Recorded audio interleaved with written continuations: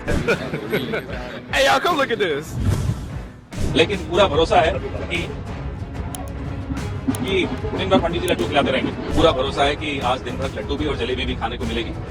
मोदी जी को भी जलेबी भेजने वाले। राहुल गांधी की जलेबी, प्यार की जलेबी, मोहब्बत की जलेबी, हरियाणा में जीत की जलेबी, हुड्डा के नाम की जलेबी, प्रियंका के नाम की जलेबी। क्योंकि जलेबी खाएंगे तो अच्छे दिन आएंगे और सच की जीत होगी। अंत में सच ही देश में झंडा फहराएगा। प्रियंका गांधी ने कहा है सबको जलेबी खिलाओ, मुंह मीठा करो, शंख बजाओ, खुशी मनाओ। क्योंकि मोहब्बत की दुकान खुल गई है, नफरत की दुकान बंद हो गई है। पूरे भारत में हरियाणा से शुरुआत हुई है। पूरे हिंदुस्तान के अंदर जलेबी की चर्चा है। आज जलेबी की फैक्ट्री को बदल कहाँ जलेबी बनती है, ये सब राहुल गांधी जी की देन। तुम्हें शर्म है कुछ शर्म आया है? ये जलेबी बीजेपी को हरा रही है, आज ये जलेबी सच्चाई को हरा रही है। गायब हो गया है, ना ढोल सुनाई दे रहे हैं, ना नगाड़े, और कुछ ही देर पहले पटाखे बज रहे थे, मिठाई। आज हम इलेक्शन कमीशन से हमारा जो डेलीगेशन है वो मिलने गया है। तुझे थकान नहीं लग रही क्या? अरे यही अरेंजमेंट तो बाला साहब ठाकरे जी के जमाने से था, जबकि आप लोग 167 लड़ते थे, हम 117 लड़ते। प्रियंका जी तो आप सुनिए प्रियंका जी। सबके साथ तो धोखाधड़ी की। कौन है ये? क्या बात कर रहे हैं? ये 25 साल का हमारा आपका गठबंधन, मैंने बोला था आपने, और व्हाट्सएप यूनिवर्सिटी कह रही है अगर एक फैक्ट मैंने गलत बोला हो तो मैं माफी मांगूंगा, वरना आप माफी मांगिए।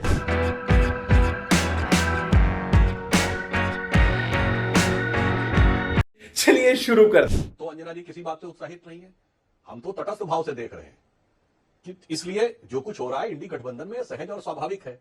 अगर किसी आधार पर, नकारात्मक आधार पर, स्वार्थ की दृष्टि से, तात्कालिक राजनीतिक सुविधा की या स्वार्थ की दृष्टि से कोई गठबंधन बनता है, उसकी सहज परिणति होती है, कहीं कोई किंतु परंतु नहीं है। परंतु कांग्रेस पार्टी के इतिहास में मैं उदाहरण बताना चाहता हूं। राजस्थान में अशोक गहलोत जी की सरकार जब बनी तो उसे स्पष्ट बहुमत नहीं था। बहुजन समाज पार्टी के 6 विधायकों ने बिना शर्त समर्थन कांग्रेस को दिया था, और कांग्रेस ने उन 6 विधायकों को अपनी पार्टी में शामिल कर लिया, यानी आधा दर्जन हाथी खा गए। ऐसा उदाहरण आपको देखने को नहीं मिला होगा। गठबंधन रहे, गठबंधन टूट जाए, गठबंधन अलग हो जाए, ये सब तो उसके बाद पार्टियों में तोड़ फोड़ समझ में आता है। वो आपको लिखित समर्थन दे रहे हैं, बिना शर्त समर्थन दे रहे हैं, उसके बाद आपने कर लिया। इस प्रकार की बहुत सारी बातें, और बहुत सामान्य सी अगर बात कहें तो क्षेत्रीय दलों का भी अपना अपना कहना है। भाई मध्य प्रदेश के चुनाव के दौरान लोगों को ध्यान नहीं है क्या कि समाजवादी पार्टी के लिए चिरकुट पार्टी ऐसा शब्द प्रयोग हुआ था, तो समाजवादी पार्टी ने कांग्रेस के लिए चालू पार्टी यूज किया था। याद करिए कमलनाथ जी क्या वो वीडियो जो फुटेज जिसमें वो कह रहे थे अखिलेश वखलेश छोड़ दीजिए। तो ये एक सहज भाव है जो एक दूसरे के प्रति है। और अगर यथार्थ देख लें तो राहुल गांधी जी जहां शानदार तरीके से 3,90,000 से अधिक वोटों से जीते हैं जिस रायबरेली से, वहां नगर पालिका, जिला पंचायत और विधानसभा कितनी है कांग्रेस के पास। तो सपा को लगता है कि साहब हमारे ही सहयोग और समर्थन से जीते हैं। तो मुझे लगता है ये कुछ नहीं, हमें सिर्फ बैठ के तटस्थ भाव से देखना है। जिसे कहते हैं ना कि राम झरोखे बैठ के सबका मुजरा ले, जिसकी जैसी करनी उसको वैसा दे। तो ये सब दलों का आपस का मामला है, हमें इसमें किसी प्रकार की कोई बात नहीं। परंतु एक बात स्पष्ट हो जाती है कि किसी भी एजेंडा को लेकर जो ये बात किया जाता है, एक पॉइंट बहुत सही है। देखिए कांग्रेस ने एक काम बड़ा सटीक किया है, जल्दी पूरा कीजिए। हरियाणा में क्षेत्रीय दल खत्म हो गए। आज विपक्ष की पूरी स्पेस कांग्रेस के पास। हरियाणा में जहां क्षेत्रीय दल महत्वपूर्ण होते थे, आज बीजेपी वर्सेस कांग्रेस। तेलंगाना में 8 सीटें हमारे पास, 8 इनके पास, टीआरएस गायब। एआईयूडीएफ असम में किनारे, आज बीजेपी वर्सेस कांग्रेस। जेडीएस का वोट इन्होंने खाया, जेडीएस आज हमारे साथ गठबंधन में, मार्जिनाइज हो गया कर्नाटक में, आज बीजेपी वर्सेस कांग्रेस। क्योंकि जिस वोट बैंक के चक्कर में ये लोग साथ में आए थे, उस वोट बैंक पे ऐसे पैनी पकड़ बनाई है कांग्रेस ने, ये सहयोगी दल साफ हो गए। हरियाणा में सबसे लंबे अंतर से कौन सीट जीती है? ममन खान जीते हैं। इन्होंने कहा था हम नू का बदला लेंगे, 98,000 से। हुड्डा जी जीते 72,000 से। हुड्डा जी से ज्यादा बड़ा ये जीते हैं। और रकीबुल हसन जीते हैं धुमरी से लोकसभा, राहुल गांधी। सबसे पहले तो मैं कुछ चीजें दर्शकों के सामने और बीजेपी के सामने साफ कर देना चाहती हूँ। इंडिया गठबंधन की ये ताकत है और ये मजबूती है कि नरेंद्र मोदी आज 400 पार का नारा देने के बाद 240 पर गठबंधन की सरकार चला रहे हैं। इंडिया गठबंधन की यह ताकत है कि जिस संविधान को बदलने की बात करते थे, उस पर शीश नवाना पड़ा, उस पर सिर झुकाना पड़ा, उसको सिर माथे लगाना पड़ा। इंडिया गठबंधन की यह ताकत है कि चाहे वो वक्फ बोर्ड बिल हो, चाहे वो यूट्यूब ब्रॉडकास्टर्स बिल हो, चाहे वो इंडेक्सेशन हो, चाहे वो लैटरल एंट्री हो, हर चीज पर हमने उनसे यू टर्न कराया। ये इंडिया गठबंधन की ताकत है कि हम इन्हीं से अग्निवीर भी खत्म कराएंगे और इन्हीं से जातिगत जनगणना भी कराएंगे। पहले मैं इंडिया गठबंधन के बारे में 2-4 चीजें कह देती हूँ।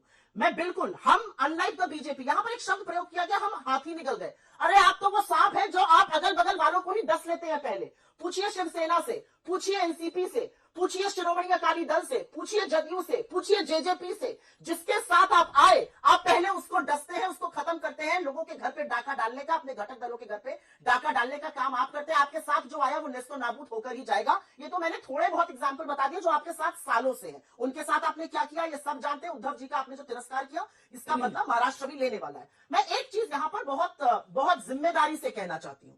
यहाँ पर बोला गया कि हमारे लोग हमलावर हो जाते हैं। मुझे ऐसा लगता है इतना लोकतंत्र ठीक है, अच्छी बात है। हम लोकतंत्र की जब प्रखर पैरवी करते हैं तो इतना लोकतंत्र हम इंडिया गठबंधन में भी रखकर चलते हैं। हम 4 लोगों की बात सुन सकते हैं क्योंकि हम इंडिया गठबंधन को मजबूत मानते हैं, बड़ा दिल करके चलते हैं। इनके लोगों ने भी तो कहा था, ओपी राजभर ने खुलकर कहा था योगी और मोदी की वजह से 2024 का चुनाव हार गए। निषाद जी ने क्या कहा था, बुलडोजर की वजह से हार गए। इनके विधायक है संजय मिश्रा, उन्होंने कहा था यही चलता रहा तो सरकार अगली बार बननी नहीं है। तो इनके वाले भी तो इनको आईना दिखा रहे हैं। सब कुछ छोड़ दीजिए, यहाँ पर त्यागी जी बैठे हैं और मुझे दुख होता है, वो परिपक्व आदमी है। उन्होंने कहा था जातिगत जनगणना कराइए और अग्निवीर के खिलाफ बोला था, आज वो राष्ट्रीय प्रवक्ता नहीं है। ये भी एक सच है कि चिराग पासवान लगातार जातिगत जनगणना की बात करते हैं, इनको आईना दिखाते हैं, कहते मैं छोड़ दूंगा जिस दिन आरक्षण पे आंच आ गई उसकी चर्चा नहीं होती। इनके अलाइज जब इनके खिलाफ बोलते चर्चा नहीं होती। और मैं अंतिम बात कह के अंजना जी अपनी बात आगे के लिए खत्म करती हूँ। ये बात बहुत जरूरी है क्योंकि ऐसा मालूम पड़ रहा है कल से कि एक ही राज्य में चुनाव हुआ और एक ही राज्य से रिजल्ट आया। असलियत यह है कि जम्मू कश्मीर का रिजल्ट बहुत अहम है।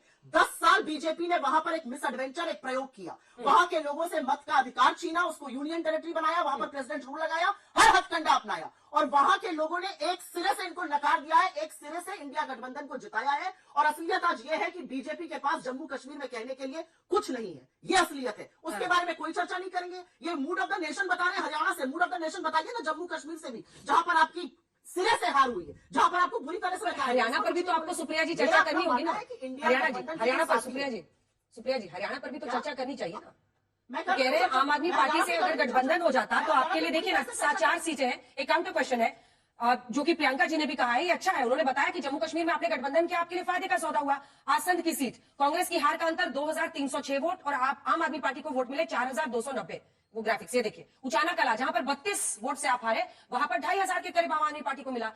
डबवाली जहां 610 वोट से आप हारे, वहां 6606 मिला आम आदमी पार्टी को। 4191 के अंतर से आप हारे रनिया सीट पर, वहां पर 4697 मिला आम आदमी पार्टी को। मुझे वो पता है आंकड़े। हाँ, नहीं हमारे दर्शकों को नहीं पता होगा ना, आप तो सब जानते हैं, लेकिन ये नंबर्स इसलिए बताने जरूरी है कि क्या अगर गठबंधन हो जाता, आपकी पार्टी का अति आत्मविश्वास जो अभी आपके साथी कह रहे हैं वो आपको भारी नहीं पड़ा? नहीं, सबसे पहले तो अंजना जी मैं नरेंद्र मोदी तो हूं नहीं जो मैं सब जानूंगी, रडार से लेकर नाली से गैस बनाने तक की बातें। मैं मोदी जी थोड़ी हूं, मैं अपनी पार्टी के परफॉर्मेंस के बारे में सब जानती हूँ। ये मैं छोटी सी बात कहती, मैं मोदी जी थोड़ी हूँ जो साइंस भी जानूं, विज्ञान भी जानूं, इतिहास भी जानूं। इतनी मेरी कहां हैसियत है, इतना नहीं जानती मैं। आपने हरियाणा के बारे में चर्चा की और हरियाणा के बारे में चर्चा मैं जरूर करूंगी, मैं यहाँ पर वही चर्चा करने आई हूँ। लेकिन मुझे लगा रिमाइंडर भी देना चाहिए कि इतनी बुरी शिकस्त के बाद जम्मू कश्मीर से नकार दिए गए वहां के लोगों ने आपको ऐसा करारा जवाब दिया है उनको मत से हटा देने का। हरियाणा पर मैं एक चीज बताना चाहती हूँ, हरियाणा में क्षेत्रीय दलों का करीब 17-18% वोट शेयर था। उसमें जेजेपी वगैरह क्षेत्रीय दल शामिल थे जिनको बीजेपी उकसाती है। आज बीजेपी और हमारा एक तरह का वोट शेयर है।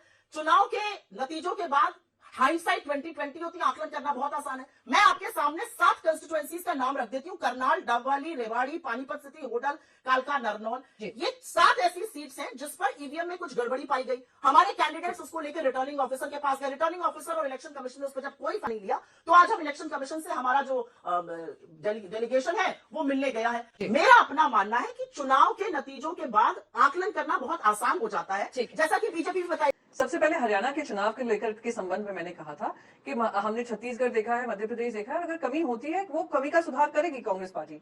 और मुझे हैरानी इस बात की हुई कि जब न्यूज रिपोर्ट आपने शुरू की, आपने दिखाया प्रियंका चतुर्वेदी वर्सेस जयराम रमेश जी, सुप्रिया सुले जी वर्सेस सुप्रिया शनेत जी। शायद हो सकता है पिछले 10 साल के कार्यकाल में, भारतीय जनता पार्टी के कार्यकाल में, एनडीए के अलायंस पार्टनर्स जो हैं वो कहें उठो तो उठते हैं, वो कहें बैठो तो बैठते हैं। तो उनको यह है कि प्रजातंत्र के यही असूल है, यही मापदंड है। हम लोग दोस्त रहकर भी हमारे आपस में विचार अलग हो सकते हैं, पर निष्कर्ष वो होता है जहां हम एक साथ होकर मजबूती से लड़ाई लड़े। तो मेरा जो कहना था वो यही था कि अगर अलायंस में कोई कमजोरी रह गई या कैंडिडेट सिलेक्शन में कमजोरी रह गई या इस बात में कमजोरी रह गई कि जहां पे एक सेंस ऑफ कॉन्फिडेंस आ गया था, सेंस ऑफ हुब्रीस आ गया था कि ये तो जाने वाले हैं और हम आने वाले हैं, तो उसका भूल सुधार होगी। और रही बात महाराष्ट्र का कंपैरिजन हरियाणा से करने की, उसमें कोई कंपैरिजन ही नहीं है। ये प्लीज याद रखना जरूरी है। हरियाणा का जो चुनाव था वो भारतीय जनता पार्टी और कांग्रेस पार्टी का था। महाराष्ट्र में ऑलरेडी गठबंधन है, भारतीय जनता पार्टी का भी एक गठबंधन है जो झूठा गठबंधन है, जो सिर्फ भ्रष्टाचार कर रहा है, जो सिर्फ महाराष्ट्र के खिलाफ काम कर रहा है, जो रात दिन आपस में लड़ भिड़ कर युति दिखाने की कोशिश कर रहा है। और एक हमारा गठबंधन है जो महाराष्ट्र की हित की बात कर रहा है, महाराष्ट्र में बढ़ते भ्रष्टाचार की बात कर रहा है, महाराष्ट्र में बेरोजगारी की बात कर रहा है, और संस्कार, संस्कृति, संविधान को दरकिनार कर जो भारतीय जनता पार्टी ने पाप किया है उस भूल सुधार करने का काम हम करेंगे, हम ये बात कर रहे हैं। उसी बीच में अगर हम कह देते हैं तो अस वर्सेस देम नहीं हो रहा है, हम दोस्त होने के नाते एक दूसरे को बढ़ा रहे हैं। सबसे पहले मैं ये बात बता दूं, तो महाराष्ट्र की जो दिक्कतें हैं, 288 सीट पे लड़ाई होगी, वो हरियाणा में 90 सीट पे थी। वहां की ज्योग्राफिकल रिक्वायरमेंट्स, कास्ट इक्वेशंस बहुत डिफरेंट है, महाराष्ट्र के मुद्दे बहुत डिफरेंट है। यहाँ पे गठबंधन ऑलरेडी है, गठबंधन पे कौन कितनी सीट पे लड़ेगा, कौन सी सबसे विनेबल सीट होगी, किसको दी जाएगी, वो हम लड़ लेंगे, हम लोग विचार विमर्श कर लेंगे। पर ये करना अस इज वर्सेस देम और हम सब कांग्रेस को घेर रहे हैं, ये शायद डेमोक्रेसी के जो मूलभूत सोच है कि हम लोग आपस में हम लोग अलायंस हो सकते हैं, पर आप कहे उठो तो हम उठ जाएं, आप कहे बैठो तो बैठ जाएं, ऐसा नहीं होता है। अब देखिए आपके साथ केसी त्यागी जी हैं, केसी त्यागी जी को अमित शाह जी ने क्या क्या कहा था, नीतीश कुमार को, अरे वो पलटू राम है, उस पलटू राम के लिए दरवाजे हमेशा बंद हो गए, पलटू राम ये पलटू राम वो। चिराग पासवान जी के बारे में क्या क्या कहा, अभी भी चिराग पासवान जी की पार्टी को तोड़ने का काम कर रहे हैं। तो ये कहना, ये सच्ची लड़ाई तो वो होती है जो पीठ पीछे खंजर घोंपने का काम करे, और हम 25 साल से इनके साथ रहे तो हम भुक्तभोगी हैं, इसलिए मैं इस कॉन्फिडेंस से बोल रही हूँ। देखिए, मैं एक बात बहुत स्पष्ट कर दूं, हमारी पार्टी की जो सोच है वो सामाजिक न्याय और सभी जातियों के सम्मान और स्थान को लेकर एक व्यवस्थित सोच है।